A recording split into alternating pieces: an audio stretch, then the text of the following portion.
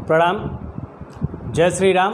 मैं योगी हर्ष सिंह भारतीय जनता पार्टी का एक छोटा सा कार्यकर्ता हूं और उत्तर प्रदेश में चल रहे त्रिस्तरीय पंचायत चुनाव में मेरी माताजी श्रीमती इंदू सिंह जी रेवतीपुर प्रथम वार्ड नंबर 47 से जिला पंचायत सदस्य की प्रत्याशी हैं और उनके प्रतिनिधि के रूप में मैं आप सबके बीच उपस्थित हुआ हूं उनके संदेश को लेकर और इस क्षेत्र के विकास के लिए अपनी कार्यप्रणाली से जो कि जनता जान रही है उसको और मजबूत करने के लिए अपने माताजी उनके प्रतिनिधि के रूप में श्रीमती इंदू सिंह जी के लिए वोट की अपील करने के लिए आप सबके बीच उपस्थित हूँ। इस पंचायत चुनाव में आप अपना प्रतिद्वंदी किसे मानते हैं? देखिए, प्रतिद्वंदी तो मेरा कोई है नहीं, क्योंकि मैं विकास की राजनीति करने के लिए राजनीति से जुड़ा हूं और यहाँ कोई रेस नहीं है कि यहाँ मेरा कोई प्रतिद्वंदी है। विकास की राजनीति करनी है तो विकास की राजनीति में और इस क्षेत्र का विकास करने के लिए मेरे कुछ सहयोगी हैं जो कतार में हैं। प्रतिद्वंदी कोई नहीं है।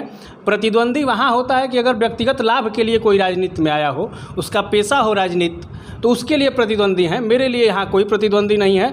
और यहाँ बहुत सारे उम्मीदवार आए जिला पंचायत के चुनाव में, इससे पहले भी लोग आए जीते, मगर जीतने के बाद वो काम नहीं कर पाए और लोगों का भरोसा उससे उठ चुका है। मगर आप युवा हैं, युवा शक्ति आपके पास है और उन युवाओं के लिए आप क्या करेंगे अगर जीत जाते हैं तो? देखिए, जैसे आपने कहा कि अभी तक बहुत समस्याएं हैं, तो 70 साल हो गया इस देश को आज़ाद हुए। लगभग सभी समस्याओं को हल नहीं किया जा चुका है, लेकिन कुछ समस्याएं हल हुई हैं, कुछ अभी भी बाकी हैं। तो इसमें दो तरफा सोचने का वो है कि देखिए, या तो जनप्रतिनिधि गलत है और या तो जनप्रतिनिधि का चयन करने वाला गलत है। देश में समस्याएं बहुत सारी हैं, मगर आप अगर अपने क्षेत्र में घूमते हैं तो कम से कम ऐसा उम्मीदवार तो होना चाहिए कि अपने क्षेत्र की समस्याओं को सुने। नहीं, देखिए, उम्मीदवार ऐसा होना चाहिए जो अपनी क्षेत्र की समस्याओं को जाने।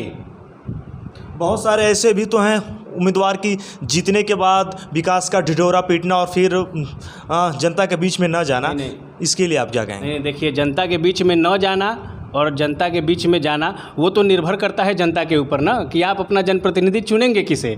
जो आपके बीच में रह रहा है उसे चुनेंगे, या फिर जो मठाधीशी बैठे कर रहा है, गोलबंदी कर रहा है कि फलाने हमारे और चुनाव के समय फिर 5 साल बाद फलाने हमारे, तो आप अगर उनका चयन करेंगे तो निश्चित ही वो नहीं आएंगे आपके बीच।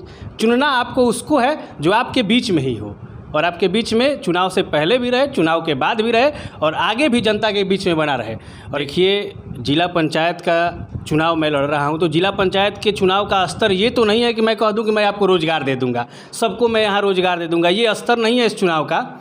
लेकिन मेरा एक ड्रीम है शिक्षा संबंधित, ये मेरा ड्रीम है। अभी जिला पंचायत का स्तर है मेरा, तो वो अपने जिला पंचायत क्षेत्र के लिए है। अगर जनपद का होगा तो जनपद के लिए रहेगा कि मैं लाइब्रेरी का निर्माण करवाना चाहता हूँ और ऐसे लाइब्रेरी का निर्माण करवाना चाहता हूँ कि जहाँ अगर किसी बच्चे को यूपीएससी की तैयारी करनी हो तो उसी लाइब्रेरी में बैठ जाए, उसे अलग से कोई पुस्तक की ज़रूरत ना हो, उसी लाइब्रेरी में बैठे और उसका चयन करे पुस्तकों का और वहाँ पढ़े। आईआईटी की तैयारी करनी हो तो उसी लाइब्रेरी में बैठ के वो आईआईटी की तैयारी कर ले, सीपीएमटी की तैयारी कर ले और हमारे यहाँ जो पीएचडी होल्डर है थीसिस लिखने उसी लाइब्रेरी में बैठ के लिख लें। और उसके अलावा अगर साहित्य की जानकारी आपको चाहिए तो वो साहित्य के बारे में ही पढ़ लें, वहाँ पे उपन्यास भी पढ़ लें और सभी सुविधाएं उस लाइब्रेरी के अंदर हों। और ऐसे 5 लाइब्रेरी का निर्माण, ये मेरा ड्रीम है। अगर मैं चयनित होकर आऊँगा तो अगले पंचायत चुनाव से पहले ऐसी 5 लाइब्रेरियाँ रेवतीपुर प्रथम क्षेत्र में स्थापित करूँगा, अन्यथा राजनीति छोड़ दूँगा। बहुत बड़ी बात की। देखिए, मेरे रोंगटे खड़े हो गए। मैं सुशील तिवारी, क्राइम ब्यूरो संवाददाता। योगी हर्ष सिंह इस समय चुनाव मैदान में इनकी माताजी हैं। मैं ज़रूर उनसे जानना चाहूँगा और जनता से आप और भी वो बातें शेयर क्या करना चाहेंगे जिससे कि जनता आपके पीछे जुड़ी है और एक ऐसा काफिला आज आपके पीछे है जो कि सच में देखने के बाद ऐसा लगता है। मैं ईटीवी लाइव से जानना चाहूँगा, ज़रूर आप उन लोगों से साझा करें।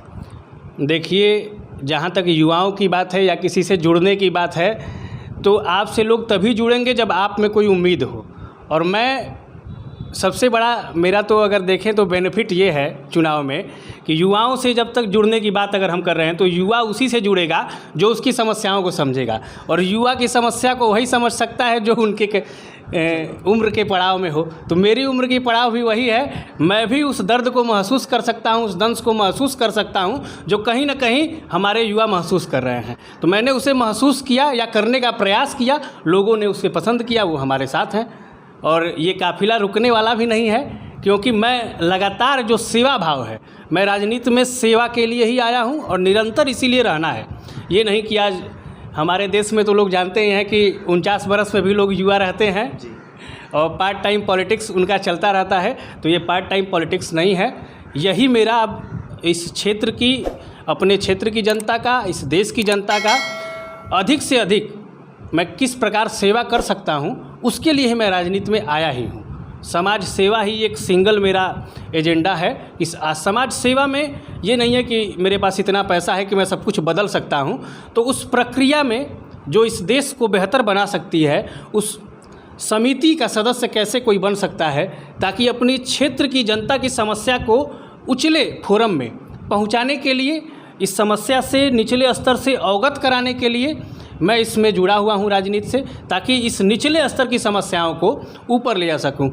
इसका उदाहरण है हमारे ही जनपद में विश्वनाथ गहमरी जी 1962 में एक ब्रिज का मांग किए थे कि पूर्वांचल में इतनी गरीबी है कि लोग गोबर में से निकाल के अनाज और खाने के लिए मजबूर है। उसी पूर्वांचल का हिस्सा मैं भी हूँ और मैं पहले भी बता चुका हूँ कि यहाँ पे राजनीति जातीय के इर्द गिर्द घूमती है, मठाधीशों के इर्द गिर्द घूमती है। यहाँ आप विकास की बात करेंगे तो उसको लोग नकार देते हैं, क्योंकि यहाँ माननीय मनोज सिन्हा जी को भी चुनाव हरा दिया गया, विश्वनाथ गहमरी जी को भी चुनाव हरा दिया गया। लेकिन अगर सच को ठुकराया जा रहा है, इसका मतलब ये नहीं कि हम भी गलत राह पकड़ के चलने लगे। चलना है सत्य के साथ, विजय मिलेगी। विकास के नाम पर ही जीत हासिल करनी है, कोई मठाधीशी नहीं चलेगी। और जनता के बीच में दमदारी के साथ जाना है कि मठाधीशों को इस बार नकार देना है, क्योंकि आज तक पिछले 70 साल से मठाधीश ही इस क्षेत्र में है, कोई भी सड़कें इतनी बढ़िया नहीं हैं। अभी सरकार बदलने के बाद सरकार द्वारा प्रयास किया जा रहा है, लेकिन जनप्रतिनिधि इतने सुस्त हैं कि उस बात को आगे तक पहुंचा भी नहीं पाते हैं। तो कम से कम उस नाते जनपद में, प्रदेश में इस बात को पहुंचा सकूं, इतना सामर्थ्यवान मैं अपने आप को समझता हूं। और इस क्षेत्र की जनता के लिए मैं आपके बीच, आप सबके बीच आया हूं कि इन समस्याओं को मैं कम से कम उछले फोरम में ले जाऊंगा और वहां से उसके समाधान के साथ ही वापस आऊँगा। इतना मैं आप लोगों को आपके माध्यम से अपने क्षेत्र की जनता को भरोसा भी दिलाना चाहता हूं कि निश्चित ही हर समस्या के समाधान के लिए अपना 100% दूंगा। बहुत बड़ी बात की मैं दर्शकों आपसे बताऊं। और हमारे साथ हैं योगी हर सिंह, मैं क्राइम ब्यूरो संवाददाता व ETV लाइव्स की पूरी टीम आपको बहुत बहुत शुभकामनाएं देती है। धन्यवाद। बहुत बहुत धन्यवाद। जय